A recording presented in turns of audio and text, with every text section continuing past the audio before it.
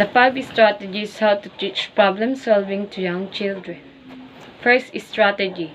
Draw a picture. Create the problems with shapes, pictures, or that are hard to visualize, and make it big. Example. Number 1. The Red Cross raises money in many different ways. 2/3 of it is raised through their website. 1/5 is raised in person, and 1/6 from the telethons. How many times more money is raised through their website than in person? Second strategy, guess, check, and revise. Great when you need to meet multiple conditions. Guess an answer that meets one condition. Check to see if it meets the other condition. Revise your guess and repeat the process. Example number 2.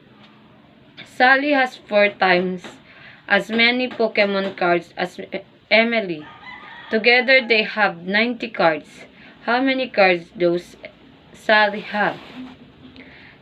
Third strategy. Solve a simpler problem. Great with difficult numbers, or if the problem is vague, get rid of extra info. Make the numbers easier to work with. Choose values for variables. Find the steps to solve. Example number 3. Brian was building a fence around his backyard to keep his dog Paddy from running away.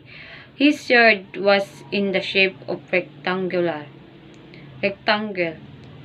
that was 70 feet by 40 feet. If he put a fence post every 10 feet, how many posts would Brian need?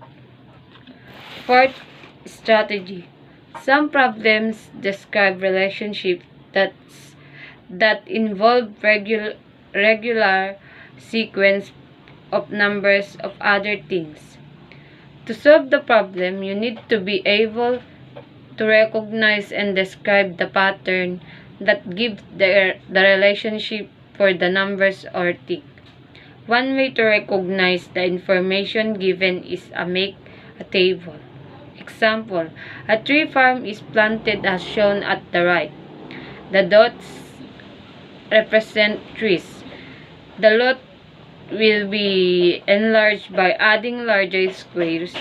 How many trees will be in the 5th square?